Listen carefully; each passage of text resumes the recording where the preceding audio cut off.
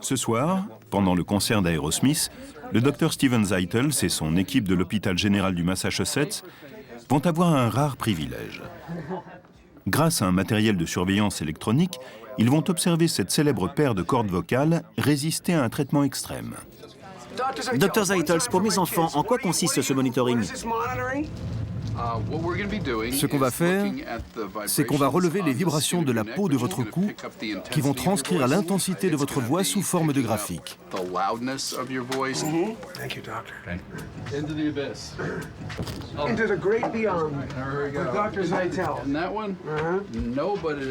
Posté dans les coulisses pendant toute la durée du concert, le Dr Zeitels utilisera un endoscope pour examiner le larynx du chanteur. Essayez de ne pas toucher les côtés.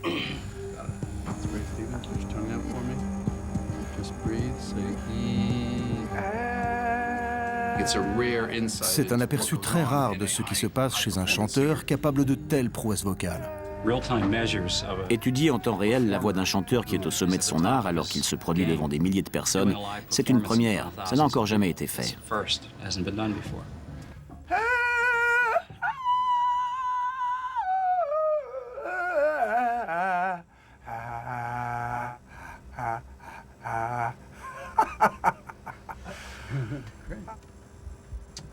Pour générer ce type de son, les cordes vocales du chanteur claquent l'une contre l'autre environ 170 fois par seconde. Ce qui fait plus de 500 000 fois par concert et presque 1 milliard de fois au cours des 30 ans de sa carrière professionnelle. Aucune autre partie du corps humain n'est susceptible de supporter ce degré de traumatisme et de stress. C'est pourquoi les organes vocaux ont tendance à s'user avec le temps. C'est aussi pourquoi, quelques mois plus tôt, la plupart des concerts de la tournée d'Aerosmith ont été annulés. Tyler pouvait à peine chanter.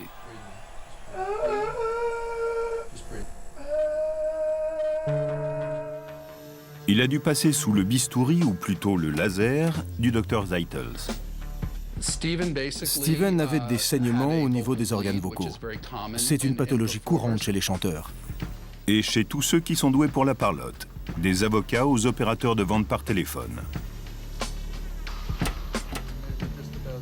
La chirurgie au laser que Zeitels et son équipe ont expérimentée cautérise les vaisseaux endommagés pour stopper le saignement. Voici le larynx de Steven Tyler et ses fragiles vaisseaux sanguins qui disparaissent. Il a réussi à supprimer ses vaisseaux sanguins. Je peux donc monter sur scène et chanter en espérant que tout ira bien.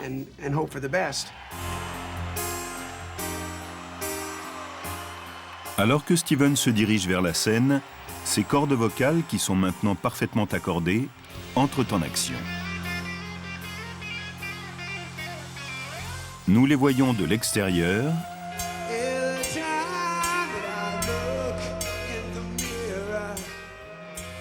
et de l'intérieur.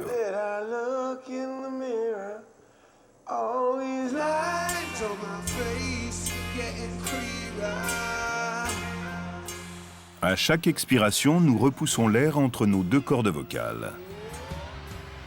Quand nous les rapprochons, elles vibrent. Ces vibrations génèrent un son, comme une corde de guitare quand on la pince.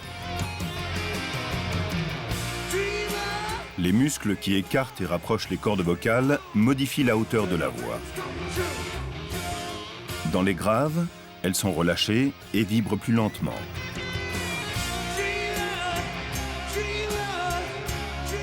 Mais pour monter dans les aigus, elles se tendent au maximum. Et leurs vibrations dépassent l'entendement.